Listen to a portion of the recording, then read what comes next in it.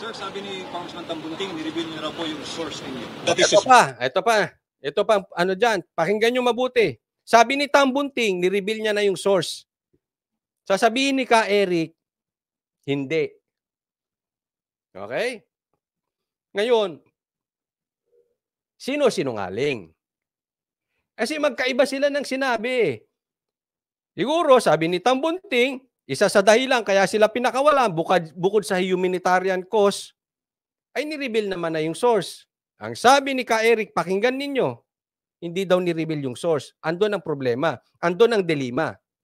Version. That is his story. Well, he stand by it. Ang aking sasabihin sa inyo, I will protect the source. Pero ni-reveal nyo nga po, sir. It does kapag Story niya yon. Pero sir, ni-reveal nyo nga yon. Story niya yon. So, sa madaling salita, yan yung sinasabi natin. Istorya niya yon, bida siya doon. O, di ba? Para ngayon, ang tanong ko sa inyo, sino ang papaniwalaan nyo? Si Tambunting o si Ka Eric? Kayo nang bahala. Ha? Kayo nang bahala dyan. I did not reveal any names. So sabi niya, may ni-reveal na names. We talk about it. Sabi niya, in confidence, ay papakinggan niya ako. I did not expect na may sasabihin siyang mga Isa pa yun. May pinag-usapan sila in confidence. Ibig sabihin, usapang lalaki. Eto, sabihin ko sa iyo, wag na nating ilabas. Pero nilabas daw ni Tambunting. Pero yung sinabi niya, hindi daw yung pangalan ng source. May pinag-usapan lang sila na nilabas ni Tambunting. Tambunting, congressman, totoo ba yung sinasabi ni Ka Eric? Siya ba ay sinungaling o kayo ang sinungaling? Nagtatanong lang po, hindi ko kayo pinagbibintangan, but definitely may sinungaling sa inyo. Kasi magkaiba kayo ng sinasabi. Tambunting, sinungaling ka ba? Tanong lang po yan, ha? Bagay na maglalabag sa confidence ng aming pag-uusap. Ang sagot ko, Congressman Tambunting said na may source siya sa sinabi ko, story niya yon. Wala po kayo maligay na pangalan. I am standing by the Soto Law. Sabihin, I am standing by the Soto Law. Hindi ko pwedeng i-reveal yung aking source. Ngayon, etong usapan dyan. Posibleng alam na ni Tambunting kung sino yung source. Posible naman. Pero, posibleng hindi rin sinabi ni Ka Eric. Bakit alam? Kung hindi sinabi ni Ka Eric, bakit alam ni Tambunting? Ganito po yan. Naaalala ninyo na doon sa nakapanood, nilive po natin ito. Doon sa nakapanood, yung cellphone ni Ka Eric ay pinaimbestigahan. Pina-confiscate para maimbestigahan. At normally, makikita kung ano yung mga nakalagay doon. So, kita, binasa, at posible, nakita nila kung sinong source. Ganun ang sitwasyon. Ngayon, isa pa yan sa dapat ilaban. Kasi the right to privacy nilabag ng mga congressman na ito. Hindi basta-basta pinako-confiscate ang cellphone. Lalong-lalo na kung ang dahilan lang ng pag-confiscate ng cellphone ay para ma-reveal yung source. Ni walang ka-national security ron. Asaan na ang karapatan natin sa privacy? So, ibig sabihin, kahit sinong congressman dyan, pag sinabi, ay, yung cellphone mo akin, pwede nilang pa-confiscate sa dahilan na gusto lang nilang malaman ng source. Ang babaw po niyan. Kaya sana, Attorney Roque, sana matulungan nyo rin dito kasi total kayo na nagdemanda, ituloy-tuloy nyo. At sana may managot ditong congressman. Hindi ito paghihiganti. Ito ay para magkaroon ng desisyon ang Korte Suprema. Nang sa ganon, magamit natin itong jurisprudence na ito pag nadesisyonan at meron nagpa-confiscate, may tinopak na congressman, i-confiscate nyo ang cellphone na yung vlogger na yan. Meron tayong ipapakita, hindi dinesisyon na yan ng Korte Suprema. Hindi nyo basta-basta pwede i-confiscate. Although may batas na dyan. May batas na po na the right to privacy. Pero kailangan alam mo itong mga congressman dahil minsan may mga nag-aabuso ng kanilang karapatan or baka hindi nila naiintindihan yung batas or baka inaabuso batas. We don't know for sure. But then again, meron tayong pinapakita. O eto, jurisprudence, oh. Nangyari kay Ka Eric versus ganito, ganito, ganito. Oh. Wala kang karapatan, pa-confiscate mo yung cellphone. Daig mo pa jowa, ah. Nagpapa-confiscate ka ng cellphone? Oh. Ano to sila tambunting? I mean, sila mga congressman, daig nyo pang insecure na jowa, pinapa-confiscate ninyo ang cellphone. Matindi itong nangyari na ito. Kaya ako mainit dito. Again, unuulit ko, hindi ako panig sa kanila. Mainit ako dito kasi ito'y posibleng mangyari sa iyo, sa akin, at sa mga vloggers. Bubusalan tayo. Pag ikaw ay oposisyon, kung ano-anong sisilipin sa iyo, aalisan ka ng karapatang magsalita. Bay, delikado po yan. Delikado yan sa isang democratic country. Magiging dictatorship tayo. I will not reveal my source. Sir, ma'am, sir, lastly, ang reaction na lang po, meron na pong hinain na po panukala na layong kanselahin po yung prangkisa ng SMNI and magsasart po yung dinggin pati yung next year. Cancellation, revocation po. I'm not privy kasi to the What's your details. reaction No? na lang po? Syempre, it makes me sad because I worked at the SMNI and I know that SMNI is really for nation building, no? And we're the only station that talks about a burning issue that other media companies don't even touch. And I'm talking about the CPP, NPA, NDF na ninanakaw ang mga anak natin, no? Libo, hindi na natin maibilang na ng tatlong nandyan ay nasa Kongreso. Si Franz Castro ng Alliance of Concerned Teachers, ang si Arlene Brosas ng Gabriela at si Raul Manuel ng Ayan, ito pinangalanan pa kayo, ha? Oh, Manuel, Brosas, Franz Castro. Ako may tanong sa Kongreso. Bakit hindi nyo imbestigahan to? Totoo man or hindi, bakit hindi nyo imbestigahan yung tatlong yan? Kayo ba ay supporter ng NPA? Inimbestigahan na nga si Raul na recruiter ng NPA di umano kaya galit na galit si Senator Bato. Kayo, congressman, ang iinit nyo sa SMNI. Ba't hindi kayo mag-init dyan sa tatlong yan? Tanong lang po, kinakandong ba ninyo? Kayo ba ay kumakandong ng mga NPA? Tanong lang po. Another tanong, yung pagkumpis ka ba ng cellphone at babasahin nyo yung mga nakasulat doon, wala ba kayong sa tingin ninyong nilabag na batas? Hindi ba yan pag-aabuso ng kapangyarihan? Ang tindi nito. Kaya ito ay tagumpay tayo mga Pilipino sa isang banda.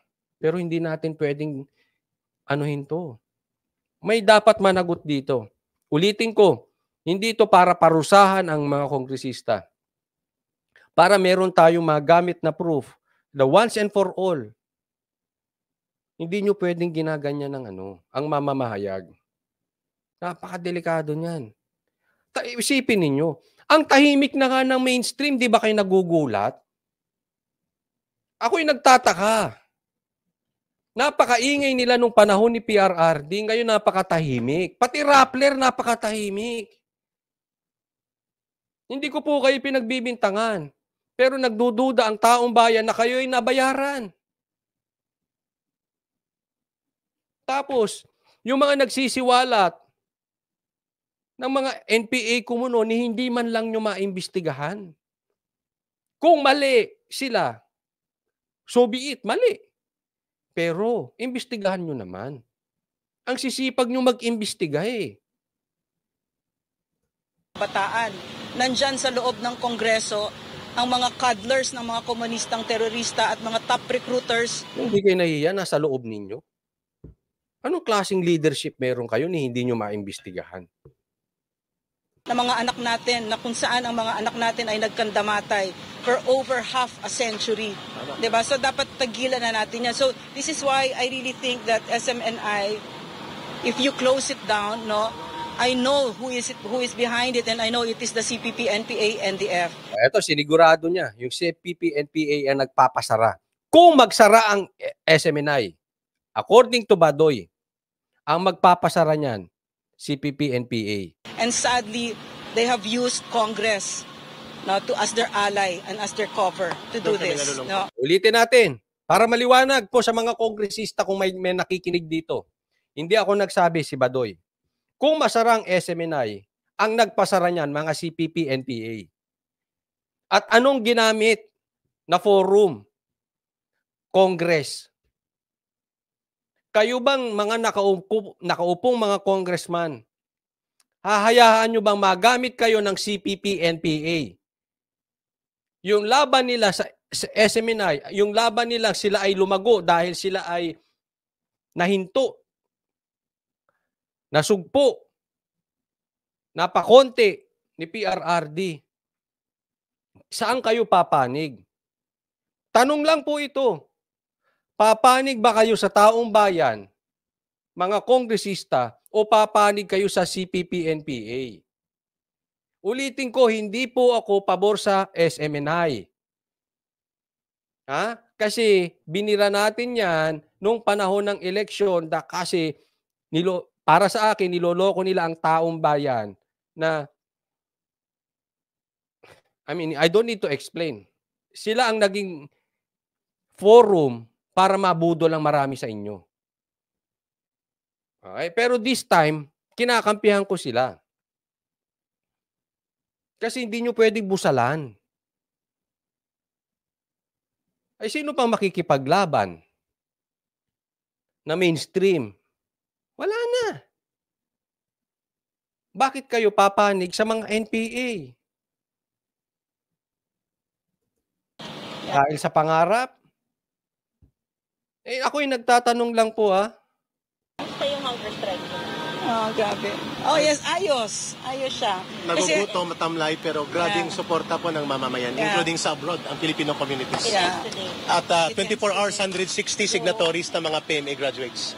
At terrible, still counting on. Sana po ang Christmas wish namin ay hindi na po mananatili ang paggamit ng totoong kalaban ng gobyerno sa Kongreso. At sana po ay magkaroon po ng paglilinaw sa kaisipan at damdamin ng pamunuan ng Kongreso that the CPP, NPA, NDF is not only operating in the armed area, sa red area. Nandito sila sa loob ng Kongreso, and the threat against the sovereignty of the state is being threatened. Imagine every year they can access around 100 million of funds. Yan ang nakakalungkot dyan. Yes, nakakatakot yung mga NPA sa bundok. Pero ang mas nakakatakot yan, yung nandito na. At nasa Kongreso pa. At may access sila sa 100 million a year. Isipin ninyo, ang daming taong bayan nagugutom kung may katotohanan itong sinasabi ni Ka Eric. Nagutom ang ibang kababayan natin para suportahan ng NPA. Kita nyo kung gaano kasakit yon.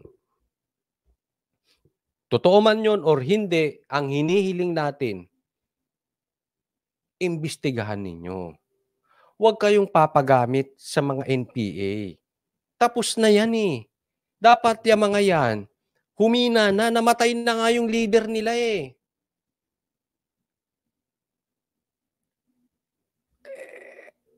Let's be honest. I'll go straight to the point. Sino ang sikat na sikat ngayon? Bukod kay Romualdez, sikat na lumalaban sa Duterte ngayon. Yung tatlong makabayan block na yan. Sino ang maingay ngayon sa Congress? Yung tatlo na yan. Sikat na sikat ngayon yan, napakaingay. Huwag niyong sabihin na nagkakataon lang yan. May mga party list yan eh. Hindi naman naboto yan. Ilan lang ba ang... Sa totoo lang, ilang boto lang ba nakuha niyan? May 1,000,000 bang nakuhang boto yang mga yan? Kaya alam nila mahina sila talaga, wala sa likod nila ang taong bayan. Unlike yung mga senador, milyon-milyon ang boto niyan, presidente, vice president, meron yan talagang nasa likod nila. Etong mga to, parang lusot lang sa banga. Nakalusot lang, parang daga, parang ipis. I doubt kung may 1,000,000 ng boto ng mga yan. Tapos yung Congress, hinahayaan. I mean, asa ng leadership nyo?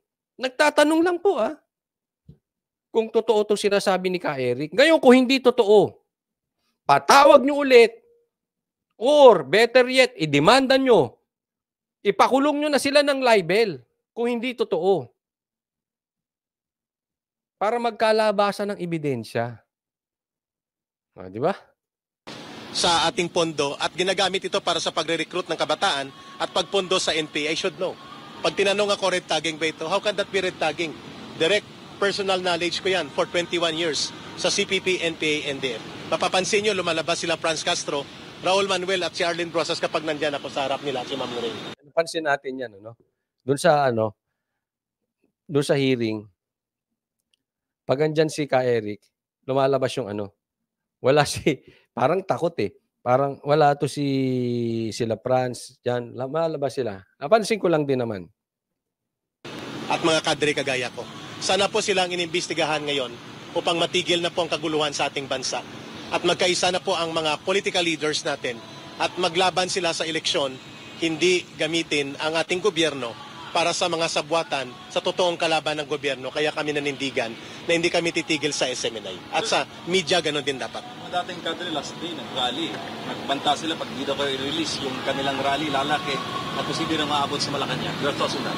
Actually, na-touch kami talaga kasi tuloy-tuloy na lumawak ang mga former cadre. Libo-libo kami nag-surrender.